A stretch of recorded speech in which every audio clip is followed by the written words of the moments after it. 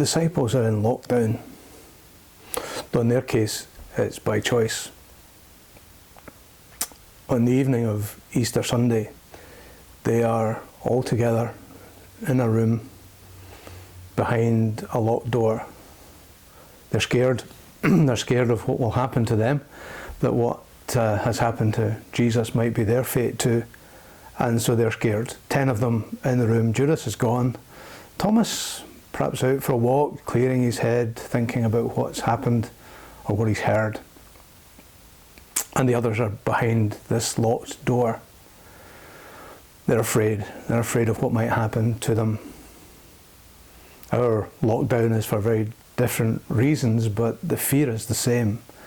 And many of us are afraid of what might happen should the lockdown be lifted too quickly. So they're in lockdown, they're behind the closed door, and then all of a sudden, Jesus is there. He's changed, he's different. He's able to walk through walls and doors, and suddenly he is amongst them in the room. He's there with them. He doesn't knock on the door and tell them to come out. He doesn't knock on the door and tell them, don't be so stupid. He comes and joins them in the room. They've gone to be together and take comfort and reassurance from being together. And that's something denied to us just now when we're socially isolated and told to keep our distance from other people. But Jesus is there amongst them.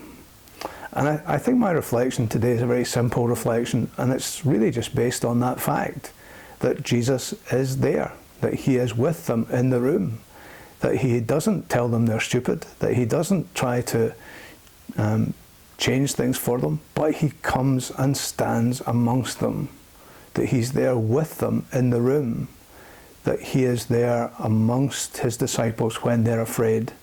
And he understands what that feels like. He understands why they're afraid.